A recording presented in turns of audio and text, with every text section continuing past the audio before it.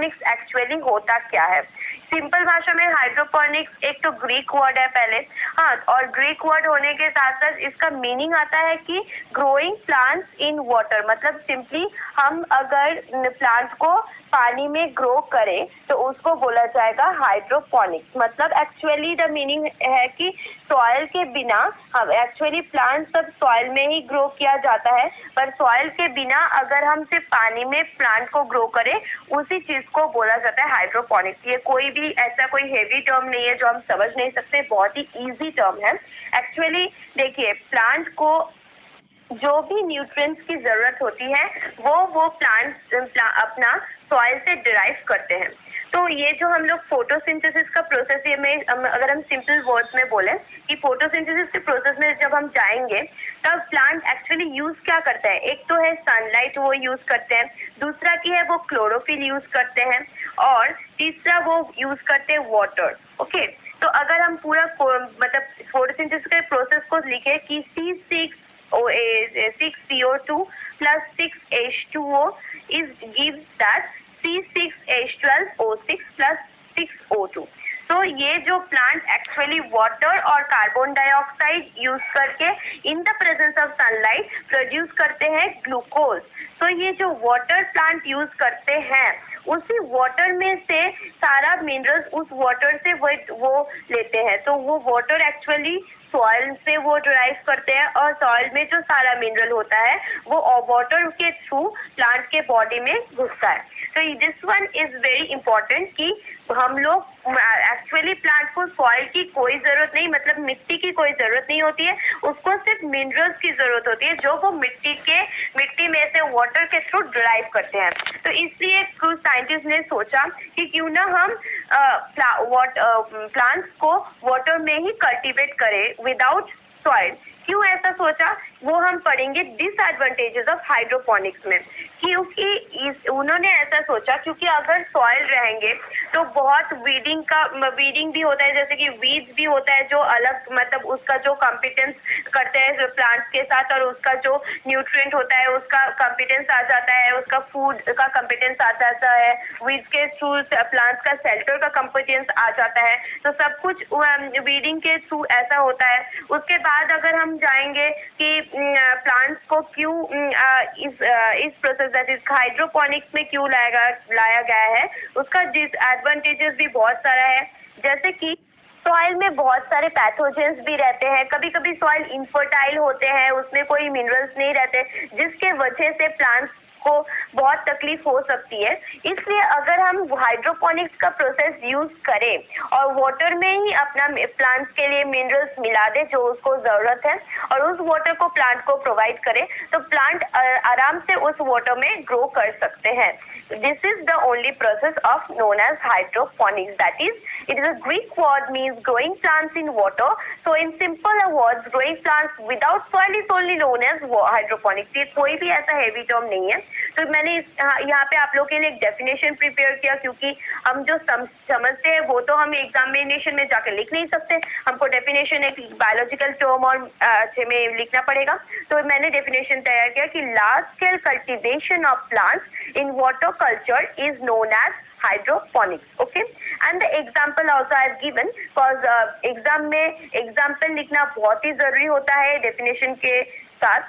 तो एग्जाम्पल है some vegetables like tomatoes, carrots and some ornamental plants like rushes are grown by this method। तो ये जो hydroponics का मेथड है वो कब और किस प्लांट में यूज आता है, तो वो प्लांट में यूज होता है उसका एक नाम है टोमेटो, कैरेट में यूज होता है, फिर और भी ऑर्नामेंटल जो प्लांट्स है उसमें भी ये हाइड्रोपोनिक्स का पार्ट यूज होता है, मतलब हाइड्रोपोनिक्स का प्रोसेस यूज होता है। उसके बाद बहुत सारे वेजिटेबल्स है जैसे कि लेट्यूस। ओके, लेट्यूस मतलब जो हम लोग ग्रीन लीफी वेजिटेबल्स लाइक जिसको हम साग बोलते हैं वो खाते हैं, उसको लेट्यूस बोलते हैं। तो लेट्यूस में, फिर सीडलेस ककुम्बर में, फिर टोमेटोज में, ये सारे में ये हाइड्रोपोनिक्स का प्रोसेस यूज होता है। उसके आगे बढ़ते हुए हम पढ़ेंगे कि एक्चुअली में है क्या। So in this process, plants are raised in small tanks. छोटे छोटे टैंक्स में प्लांट को रेज करते हैं of concrete or metals.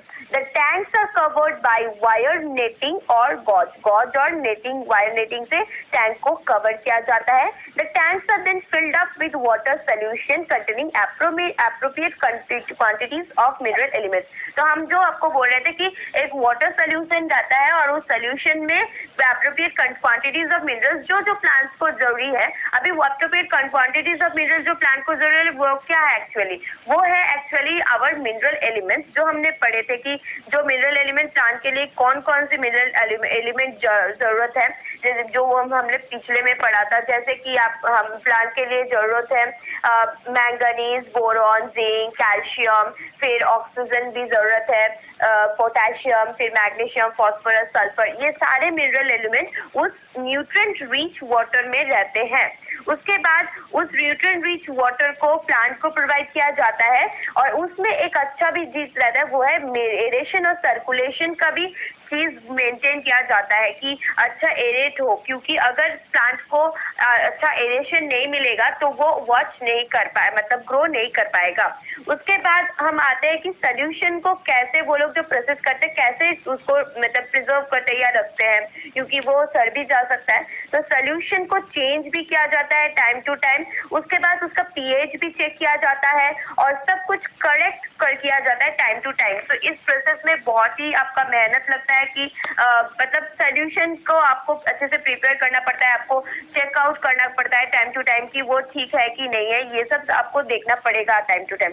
बाकी आपको ऐसा कि नहीं कि आपको मतलब हम लोग जब खेती करते हैं तो मार्ट में जाते हैं तो फिर कितना हम लोग ग्राउंड में उसको हम लोग प्लाविंग करते हैं, फिर बाकी वीडिंग का भी ख्याल रखते हैं, फिर सॉइल पैथोजेंस का भी ख्याल रखना पड़ता है, फिर बहुत मतलब यील्ड के लिए भी प्रॉब्लम आ जाता है कभी कभी, बारिश के पानी में इरिगेशन के बारे में सब कुछ ख्याल रखना पड़ता है. पर ये हाइड्रोपोनिक्स के प्रोसेस में अगर हम कल्टीवेशन करें तो लार्ज स्केल कल्टीवेशन भी हम बहुत आसानी से कर सकते हैं, क्योंकि सिर्फ यहाँ पे सिर्फ वाटर की ही जरूरत होती है. जो वाटर को सिर्फ हमको उसी वाटर को टाइम टू टाइम चेकआउट करना है, टाइम टू टाइम उसी वाटर को सिर्फ मेंटेन करना है. Okay, now moving to the next part, that is hydroponics is employed for commercial production of the greenhouse crop. जो ग्रीन हाउस क्रॉप्स होते हैं, लाइक हम लोग इस हाइड्रोपोनिक्स के थ्रू किचन गार्डन भी बना सकते हैं, जो हम लोग घर में छोटे किचन गार्डन भी रख सकते हैं.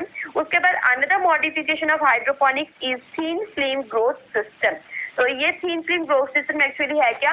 हियर द न्यूट्रिएंट सॉल्यूशन और the nutrient rich solution, nutrient rich mineral solution भी में से is pumped as thin film through the shallow pipe and through which is known as root rest, and the system provides proper aeration for the root. तो यहाँ पे हम लोग एक मतलब शैलो पाइप लेके शैलो सोल्यूशन पंप लेता है और सोल्यूशन पंप से वो क्या करते हैं, एक मतलब प्रॉपर एरेशन प्रोवाइड किया जाता है रूट को, और सैलो पंप से रूट के जो मतलब एकदम नीचे रूट लेट्स को प्रोवाइड किया जाता है ये सोल्यूशन. उसके आगे हम आते हैं क्या क्या एडवांटेजेस है. एडवांटेजेस है कि आउट ऑफ सीजन जो कमर्शियल क्रॉप्स और फ्लावर्स वेजिटेबल्स जो होते हैं उसको हम इसमें ग्रो कर सकते हैं. उसके बाद किचन गार्डन में हाइड्रोपोनिक्स प्रोसेस हम यूज कर सकते हैं छोटा गार्डन के लिए. Useful in infertile and dry soil, जहाँ का मिट्टी इनफर्टाइल हो, जहाँ का मिट्टी ड्राई हो, जहाँ अच्छा खेती नहीं कर सकते, वहाँ हम हाइड्रोपोनिक्स का मेथड यूज कर सकते हैं. उसके बाद the plants grown are free of soil pathogens. यहाँ पे कोई डिजीज या इंसेक्टिसाइड, फिर पेस्टिसाइड, फिर फर्टिलाइजर्स, मैन्योर, इतना सारा हम यूज करते हैं एक मतलब कुछ ग्रोथ करने के लिए, कुछ कल्टीवेशन करने के लिए. पर यहाँ पे इस सब की कोई जरूरत नहीं है और यहाँ पे सॉइल है ही नहीं, तो इसलिए सॉइल पैथोजेंस भी नहीं है.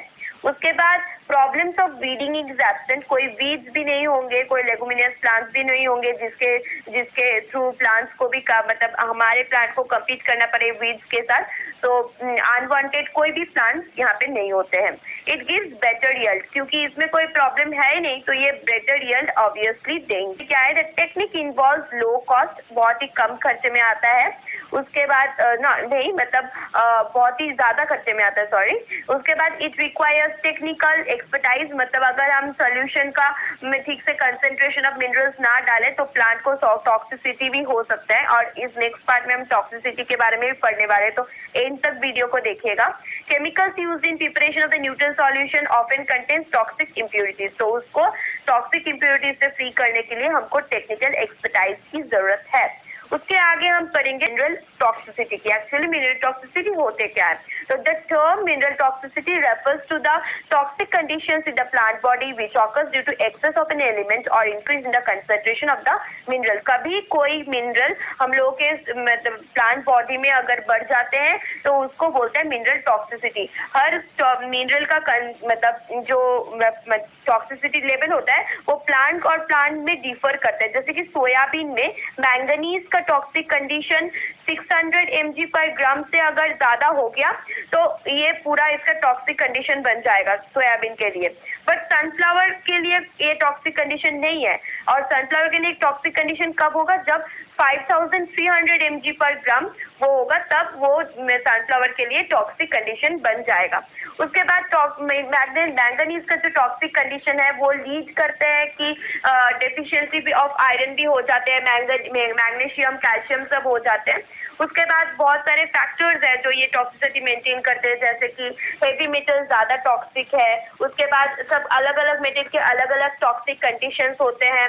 उसके बाद माइक्रो एलिमेंट का ज्यादा टॉक्सिक कंडीशन होता है, मैक्रो एलिमेंट का कम टॉक्सिक कंडीशन होता है, ऐसे सारा चीज होता है। तो मिनरल टॉक्सिसिटी ऐसा कुछ नहीं कि कोई भी मिनरल का कुछ भी मिनरल का कोई अमाउंट या कंसेंट्रेशन ज्यादा हो जाए प्लांट बॉडी में, जो दूसरे मिनरल्स का कंसेंट्रेशन कमा दे या घटा दे, मतलब उसको बढ़ने में अपटेक करने में, अनदर एलिमेंट को अपटेक करने में प्रॉब्लम करे, तो तभी उसको बोला जाता है मिनरल टॉक्सिसिटी। तो गाइज ये वीडियो यहीं तक था। अगर आपको अच्छा लगा, अगर आपको हेल्पफुल लगा हो तो प्लीज मेरे वीडियो को लाइक कीजिए